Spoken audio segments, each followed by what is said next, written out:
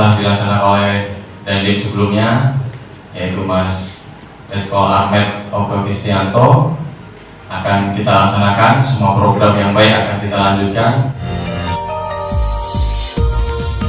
Sijuk Dandim dan Kapolres baru, Bupati Aceh Utara ajak gerakan subuh berjamaah. Bupati Aceh Utara Haji Muhammad Taib mengajak pejabat Forkopimda Aceh Utara untuk terus menggerakkan kegiatan zikir dan salat subuh berjamaah, sebagaimana yang telah berlangsung selama ini. Meskipun jabatan Haji Muhammad Taib sebagai Bupati Aceh Utara akan berakhir pada awal pekan depan, akan tetapi kegiatan zikir dan subuh berjamaah harus tetap berjalan. Untuk itu, sangat diharapkan adanya komponen masyarakat bersama pejabat Forkopimda yang menggerakkan kegiatan tersebut.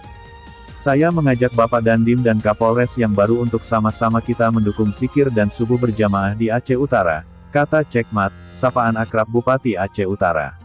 Hal itu disampaikannya dalam sambutan pada acara pesijuk dan temu ramah dengan Komandan Kodim 0103 Aceh Utara yang baru Letkol Infantri Hendra Sari Nurhono, SIP, MIP, dan Kapolres Lok Sumawe yang baru AKBP Hengki Ismanto, SIK, bertempat di Pendopo Bupati di Lok Sumawe, Selasa malam, tanggal 5 Juli tahun 2022.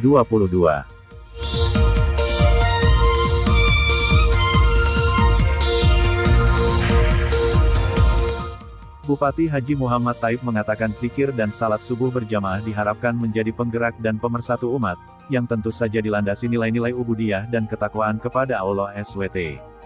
Jika umat dan seluruh komponen masyarakat bersatu, maka roda pembangunan dan roda pemerintahan akan mudah berjalan.